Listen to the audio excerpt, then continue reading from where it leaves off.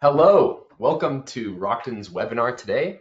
We're going to be talking about pricing strategies and how you shouldn't let your ego drive your pricing strategies. Do this instead. I'm here with Mark Rockwell, the president here of Rockton Software and also our architect behind Rockton Pricing Management. And he's here to talk to you a little bit about that. So I'll go ahead and hand that over to Mark. Thanks, Blake. Yeah, today's webinar is educational about about pricing strategies and how your ego can get in the way. This is a series of slides of information that we've collected dealing with a lot of different customers who have implemented Rockton Pricing Management, or RPM. And so I'd like to talk about some strategies that when you think about pricing, some things that you want to avoid or steer clear of, and to make your pricing overall be more efficient and as a company. So one of the top ones is the overuse of Excel. We run across a lot of customers who are using Excel spreadsheets to do their pricing. They're basically exporting a bunch of items and a bunch of different formulas out of their ERP or their accounting system, and they're putting them into Excel. And once it's in Excel, they're writing a bunch of complex formulas across multiple pages to say, in this case, do this, and then under that case, do that. Oftentimes, they're using these complex formulas to create another spreadsheet of some type, often importing that data back into their accounting system. Or in some of the worst case scenarios I've seen, they then publish these Excel spreadsheets and give them to the salespeople so that when they're doing data entry, they actually look up the price on the Excel spreadsheet.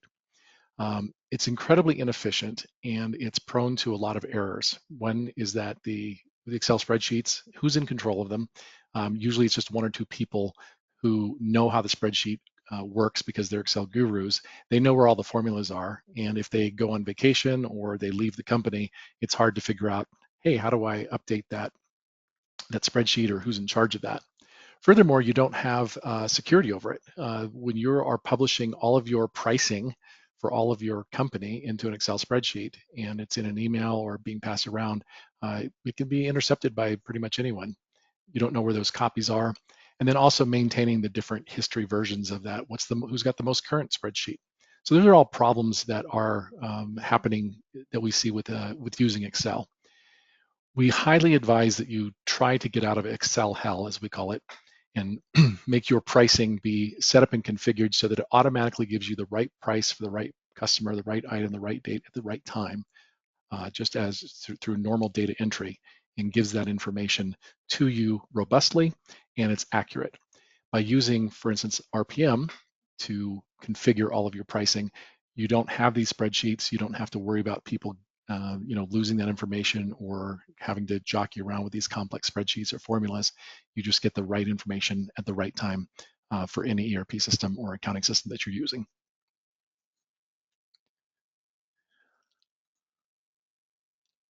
We also see that people are missing out on cost plus pricing strategies. Cost plus is probably one of the most effective ways to make sure that you don't lose money, because it is the selling price of your items as a company is going to be based on what you paid for them. And so if you have a set margin that you want to make on when you sell items, then make sure that your selling price is based on the cost of the item. That way, if the cost of the item changes, your pricing updates automatically. And of course, if you're using RPM, it will update automatically if that's how you have it configured to be based on the cost. But again, if you go back to the Excel spreadsheets and you update the cost, well, then you have to go through the process of going through Excel spreadsheets and updating all that information to get a new selling price. RPM will calculate all that automatically. It gives you, when you're working with cost plus, it gives you a guaranteed margin so that you're not running blind, and that way you just make sure that you have a set margin or a set amount of money that you're going to be making to cover your overhead and all of your selling expenses as well. If you don't tie your selling price to cost, then you may be missing out on margin. And sometimes we find customers are actually selling items that they haven't changed or updated their pricing in a long time for less than what they're paying for them. So they're actually losing money. It doesn't happen very often, but it's really surprising if you do an audit of what you are selling things and what they cost, what that difference is. And it can be quite variable if you haven't looked at that in a long time. So consider adopting a cost plus pricing strategy.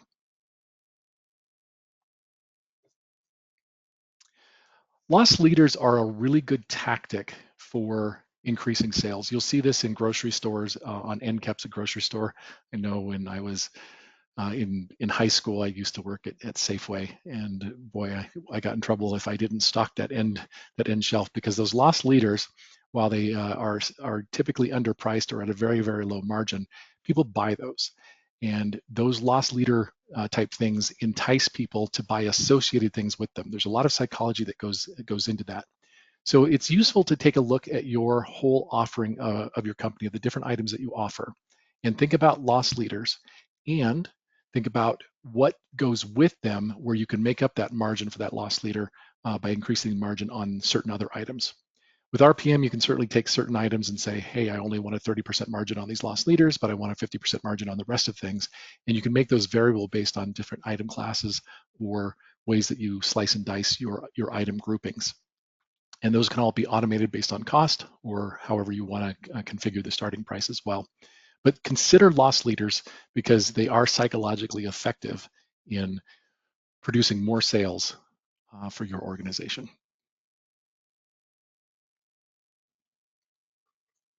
Another problem we see is not paying attention to the competition. Now, the competition is sometimes it's difficult to go get data about the competition, but there are tools out there that do that. And by the way, RPM is not going to go out and search your competitive pricing. That's not something that we're in that realm. However, if you have information on your competitors, you can take, for instance, those price lists from your competitors and put them into RPM. And then as you're pricing your own products, you can make sure that you either undersell or sell close to or figure out a margin related to those competition prices so that you can make sure that you are in the market compared to what your competitors are offering. But certainly you want to take a look at the competition, see what they're offering, see if you are overpriced or underpriced, and take that into a consideration when you are making your own pricing decisions.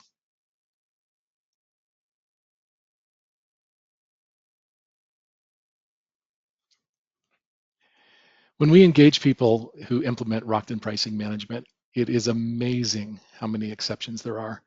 There's these one-off deals, these one-off exceptions of it's usually a handshake deal between a salesperson and their favorite customer. And a lot of these special exceptions are handled on Post-it notes that are pasted on screens. And we find that when we ask companies to, hey, make a complete list of all of your exceptions and put them into a single place, this actually slows down their implementation process because they have to collect all these different little areas there. This is a place where ego also sneaks in, is that you might have, again, a star salesperson been in there forever, and they have very loyal customers, and they do these special deals because they want to be the hero. Those exceptions can cost you a lot of money because oftentimes a salesperson is entering and overriding the price value, and you don't know what that value is going to be. And it's complicated to go figure out after the fact, what should the price have been? What do they really sell it for? How much are we losing because do these special exceptions? Most importantly is that the more exceptions you have, the more just kind of chaotic all of your pricing is. One way to handle exceptions, and RPM does that incredibly well, is to define how you're going to make exceptions to the rule. One of the things that we steer people clear of is actually changing the unit price during sales order entry of an item. What's more useful and practical is to create a custom field in your accounting system next to the unit price that says discount amount or special discount amount or custom discount amount, and then allow your users, your salespeople, to offer a specific discount or a fixed price that they want to sell something to. And then we use that value and we pass it to the RPM engine, and then RPM can appropriately account for that difference, that discount, and come and bring back the price with the discount as well as the discount itself, so that you can print that discount if necessary onto the invoice, so that you can show the customer that they got this special discount compared to normal. The benefit of that is that you understand, or at least you have a record of in your accounting system of what the price should have been and what the discount amount is. And because that discount amount is tracked to a general ledger, you can actually start seeing over time how much your salespeople are discounting or doing special deals to people. But in general, you want to really focus on how your special exceptions are created, how they're done, what the rules and processes and procedures are within your organization, and get that list down, or at least the number of processes of how you create special exceptions, get those down to a minimal and manageable size. It's also useful, we see, to have a workflow process that involves the pricing manager, often the CFO, or different leaders in your organization actually approve special exceptions to make sure that they are in line with the company's goals and objectives. So don't do too many exceptions. And if you take an audit or take a look at your whole organization, you're probably laughing because you see a lot of exceptions. And we like to steer people to minimizing those as much as possible.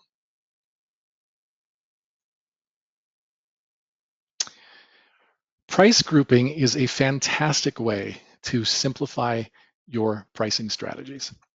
And a lot of people don't do this enough. I see time and time again that organizations take is tens of thousands of items and they create, for instance, a percent margin on every single item. They have to figure out, they go down often in Excel spreadsheets.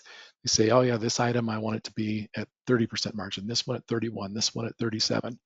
And then they get, going through 10,000 records and like, oh, well, this group of items over here, let's go ahead and mark all of them at 35%. And that clue in is that they're grouping a bunch of items. There are an infinite number of ways to group items. Your items can be grouped in your accounting system using item class or other custom attributes that you can often use and add to your items. But RPM also allows you to create your own attributes and your own groupings of items.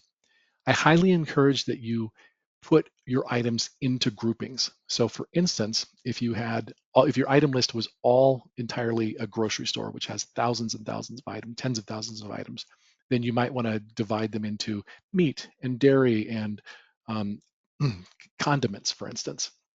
And then when you're approaching your pricing, you can say that all meat is marked up 22%, all your dairy is marked up 23%, and all your condiments are marked up 15%, or whatever works for you. What's nice about RPM is that you can set those percentages or those pricing or those calculations or those markups. You can set them at a group level and you can group it in any way that you can imagine. If you think about that, those three categories that I just created, that's managing three numbers for those three different categories versus thousands of items that are behind them.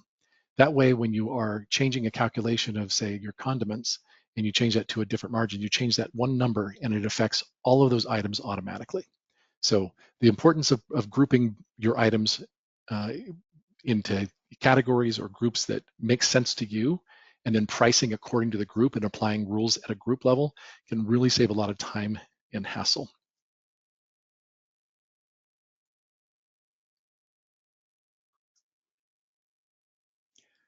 I see a lot of companies using this concept of a pricing plateau. A plateau is often something like landed cost.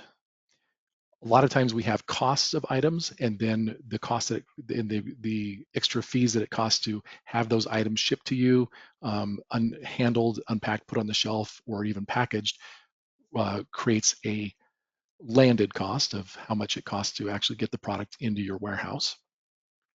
And after you have a landed cost, which there may be complicated reasons or complicated rules for how that happens, if you create a plateau there, it allows you to stop and pause to get the next level of pricing. So taking, again, cost to landed cost, you might have red items in your warehouse that have some extra freight and shipping because they're large, and then you have green items that don't.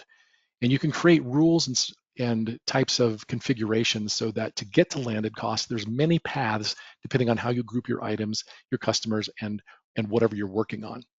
But ultimately, everything in your system has a landed cost, and those landed costs can be calculated on cost plus other factors that are, unique to groups of items. But once you have a landed cost, you're kind of at a plateau. So if you had to go down multiple paths to get the landed cost, you don't have to repeat going down those paths again when you get to, say, the retail price.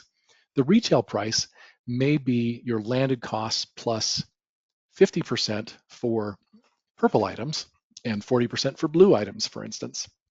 But you don't have to go back and recalculate the distance or all of that extra calculation between the cost and landed cost. You can just start with the plateau of landed cost and then build the next level, which is retail price. Now, you can have multiple paths to get from landed cost to retail price. Once you have retail price, you might have a variety of discounts. Those discounts might be by customer class at that point to arrive at the final price. So having these stopping points of named plateaus in your pricing strategy can be really helpful, because then you can focus on how do we get, for instance, from landed cost to retail price, and focus on just that as its own issue, because how you route between those is very different than how you get from cost to landed cost. And likewise, when you go to discount, which is usually a customer function, between the retail price and the end selling price, there's different paths that you go there. And if you try to trace all those paths at once, it can get very confusing. With RPM, you use this concept of plateaus so that you can stop at each level and just work on the getting from one point to the other point in your overall pricing strategy.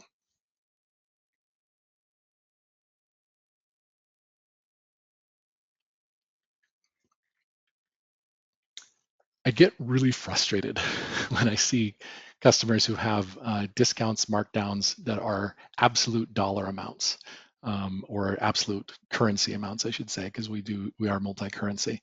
I recently worked with a customer where there's a certain setup fee that's 75 cents per item, and then another fee that they have is 10 cents per item. And I just wonder, it's like, well, that's 75 cents or that's 10 cents.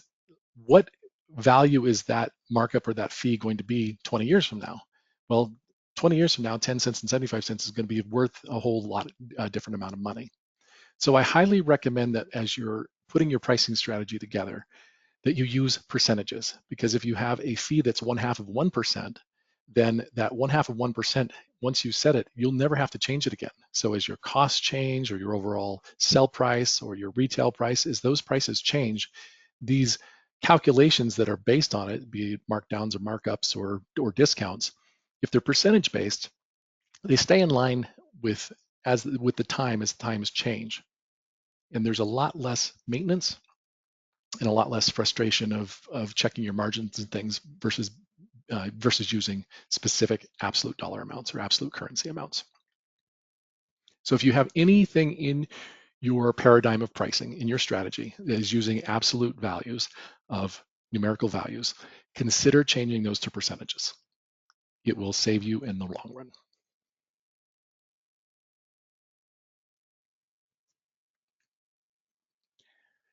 You can read study after study after study. People like things that end in 99 cents, $99, or end in the magic number 9. RPM has a very robust rounding engine. In fact, I haven't ever seen a rounding rule that we couldn't handle. It allows you to take any item pricing that you have when you go through all your machinations of getting to the final selling price. You can then round up or down to the nearest dollar, ending in 99 cents, or the nearest $99, for instance.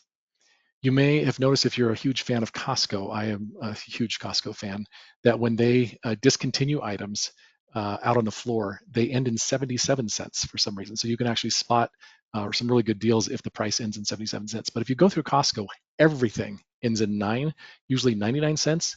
It might be 49 cents, but the last digit on every price in Costco, with rare exception, is the number 9. And that is a proven selling technique. So having a robust engine that can round for you and make sense of your pricing, so that you can use the psychological advantage of sales, of people feeling like they're getting a good deal, is always a great strategy.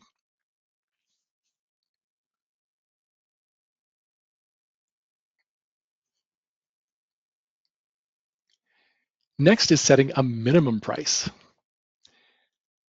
Often we have a discount on an item because it's being discontinued, and then you discount that item further because the customer is a gold level customer, and then you might have a sale going on this week and there's a third discount going on. And before long, you've over discounted your item that you're selling to a given customer. Now with RPM, you can set up 3 different discounts, and they can apply in different rates, different time periods, or whatever you need to do, and they can be stacked one on top of the other. But there comes a point, if you have so many discounts going on, for instance, that you may over discount your item below a minimum threshold. And a minimum threshold might be a competitor's price, or it might be a minimum margin that you want based on cost. So for instance, you may want to set up a rule that says, my minimum price is 20% over cost. So no matter how we discount, do not discount below that. Well, RPM can handle that as well in making sure that you have a minimum threshold and that no matter how many discounts you have, that you never fall below that minimum threshold. CFOs and CEOs really like to see that feature in RPM because then they know that no matter how we discount, we can always guarantee that we're getting at least a minimal margin to cover our costs and our overhead when we're selling prices. And that gives a little more safety, a little more breathing room to be more generous with the discounts if you want to be. So definitely consider having a minimum price threshold across your whole enterprise. And tying back to the theme of this webinar is about the ego. There's two kinds of egos that I like to talk about. One of them is the ego of, I have a really complicated pricing system and I'm really proud of it. And I have seen this and it baffles me. The people who manage these complex pricing systems are very proud of their Excel spreadsheets and they don't want to part with them, even though nobody else can understand them. It might be a job security, it might be an insecurity, but an ego, certain people can be really ego driven about, nope, we're going to do pricing and I'm going to make it super complicated so nobody else can understand it. And all the pricing decisions and calculations have to go through me and I will handle and manage that. They also tend to be martyrs who insist that, oh, I stayed up really late on December 31st to update the pricing for January 1st, when if they were using RPM, you could set your date-driven pricing way in advance, so you don't have to stay up late on New Year's Eve. And it just doesn't make a lot of sense. We don't run across an ego that big that often, but it definitely happens. And so as part of change management, think about those who are tied to complexity, tied to chaos. It's not necessary, and almost every pricing paradigm can be simplified, and every one that I've ever ran into, and as part of our implementation, we suggest ways. Hey, do you realize that you're making this really complicated here? You could simplify it if you did this simple thing. I recently worked with a company during our implementation where they had a really complex system, and it was hard for them to explain. We finally got it documented, and finally I said, "What if you just did this instead?" It was super simple. It made a lot of sense, and everybody in their organization who was on the call, there was about 10 of them, everybody just kind of sighed a sigh of relief, like, "Well, I understand that. It's much easier, and it doesn't rely on a lot of chaos or really rely on much on complexity." And then the second kind of ego they see a lot is in salespeople. We find that implementing Rockton Pricing Management, that it is a change management process. It drives so much more change to the overall organization than we ever would have guessed when we set out and created RPM. Because what happens is, as you analyze pricing and you really ask, what are we doing in order to figure out what our prices are? What is the process behind that? You find that there's a lot of cooks in the kitchen. There's a lot of people who have some input into that, and there's also a lot of mystery. Well, some of the mystery is in salespeople, especially salespeople who have been around for 20 or more years, who still do things manually with pen and paper, who are averse to technology, and they believe that they are the best salespeople. Actually, they're probably pretty good salespeople because they've been around a long time. But they like to do their special deals with their friends, with their special customers, and they have a lot of ego tied up into that. And so when we go to implement RPM, we sometimes see those salespeople going, wait, the computer's just going to tell me what the price is. Wait, I want to be able um, to change the price on the fly. And so we have mechanisms to help them do that. But as part of change management, you do have to think about the egos of salespeople and how they get really tied to wanting to set the price that they see as fit based on their industry knowledge, which is incredibly valuable. But you can also rein that in using RPM and say, hey, we're going to use this process and we're going to allow you to change, for instance, the discount that you can apply there, but you're not going to change the unit price. That way you can kind of ease the ego and still give people that flexibility or autonomy to make the changes that they want, but also enforce some rules around making sure that you're selling your products at a profit so that you can stay in business.